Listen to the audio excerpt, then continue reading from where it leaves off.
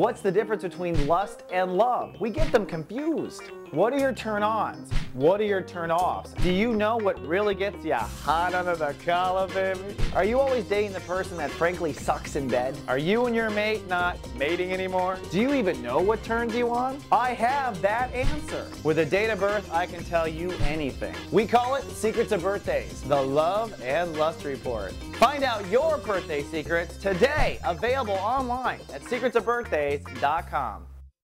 So garden.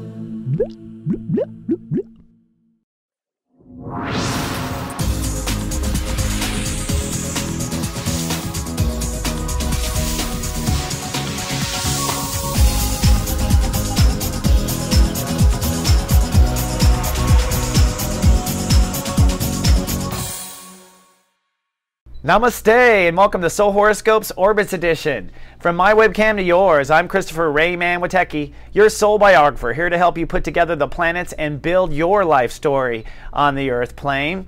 A couple announcements. We've got so much going on right now. The sun's going to cross over Uranus this week for a holy shift on Thursday. Then on Friday, it's Venus New Year's, which means we are reborn. And for all of us, this is really about putting down an old ego and saying hello to a new one, which means that we may have to say goodbye to a war or admit to ourselves we have lost a battle that we've probably been fighting needlessly since childhood. So it's an ending of our personal Cold Wars. Now I do want to remind you that I have a class this Saturday and the following Saturday called Jumpstart the Heart for $33.95 on webcam, limited edition. Me and 6 students will dive into a few issues and get you back on the heart path, back on finding love, back on finding creativity. It's unique to be able to work with me one-on-one, so give it a try. That's at soulmart.me if you'd like to know. Also, if you buy a 1-hour reading with me, you will get a Secrets of Birthdays video, which is a great value as well. That's $35 off the normal price. This is a video that's going to help you with love, help you connect to your heart, and it's a way of kind of learning in private at home. So all of this is available at soulmart.me. All right, so without further ado, let's take the Ascension elevator and take a deeper bird's eye view of you right now. Ladies and gentlemen, this is your captain speaking. Tonight we have 2 choices for your in-flight meals. We have a stewy fish with a mercury sauce or our charbroiled chicken with antibiotic dressing. And everyone please prepare for a possible water landing. Hello, Lunar Child, and welcome now to 33,000 feet, where we get a bird's eye view of you. And this is for Cancers, Cancer Risings, and if you bought a Lightcast report card, a human developer. We're in Chapter 1 of Sun in Aries, and for the Crab Shacks, you are working on how you approach decisions. And for those who have Cancer Risings, you will probably be changing your decision-making policy for the rest of your life. Hopefully, Cancer Sun signs will be too. But the way you make decisions turns into your overall control in life, and that, of course, turns into career, your leadership, and what your legacy is. So we're in the beginning stages of changing decision-making, which will lead to your inevitable legacy or not that you want. Now, there's a lot of investment going on right now. Uranus, Venus, Mars, and this week the Sun will cross over Uranus, which will be a holy shift day. This is the no turning back point. That will be later in the week. Then immediately following a rebirth of the Sun crossing over Venus for Venus New Year. So a rebirth of career potential after that decision to step away. Pretty powerful week. Now, Mercury, our thoughts are actually one lesson behind because of the retrograde. You are still healing and still deciding that you believe in yourself when it comes to all of this, and you will heal as Mercury crosses Chiron at step 10. So thoughts catching up. And Pluto saying when it comes to marriage and partnerships, you don't know what's ahead of you. You just have to carefully step, love yourself, and love whomever you're with. It is new territory entirely for Cancers and Cancer Risings when it comes to how you are in marriage and partnerships. Okay. And now for my favorite part of the show, where you learn what is above is also below, and that's in outer space. I've cleaned it up even some more, and let's start, of course, with Sunday. Cloudy chance of mind games on Sunday. That's because the moon is focused on your thoughts, so emotions and thoughts co-trigger one another. That's never good for a Cancer. That starts the emotional hurricane kind of energy. But really, the rug being pulled out from under you is Uranus. Uranus ruling the day means something in a decision, a child, something of your legacy, something of career, something breaks down or at least catches up to you. On Sunday, there may not be relief. Be careful not to fall into mind games. Now on Monday, it's sunny and still rather pensive. Mercury rules the day, so you're going to have a breakthrough at some point during the day, and you are processing thoughts and processing your feelings, which is what a Cancer should do, or a Cancer rising should do when it comes to these sorts of things. That opposition there you see in red is the opposition really of your thoughts and emotions tugging on the part of you that's trying to believe in yourself. So it is really literally thoughts versus emotions on Monday. On Tuesday, you are sunny and perking up. I'd say chatty.